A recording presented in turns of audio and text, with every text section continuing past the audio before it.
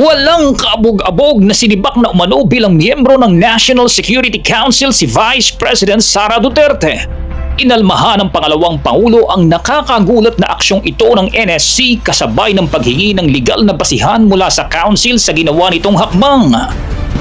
Please submit within 24 hours an explanation in writing with legal basis. Bakit hindi na member ang Vice President sa National Security Council or bakit hindi ako nakakatanggap ng invitation ng meeting, whichever is applicable.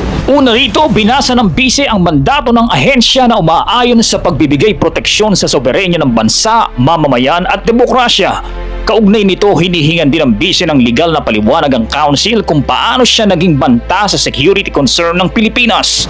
The function of the National Security Council is confined to the formulation of policies and in furtherance of such pursuits, including crafting recommendations to the President. Therefore, I would like to see a copy of the notice of meeting with proof of service, the list of attendees, the photos of the meeting, and the notarized minutes of the meeting where the council, whether this present council or the past councils, resolved to consider the remarks by a vice president against a president maliciously taken out of logical context as a national security concern.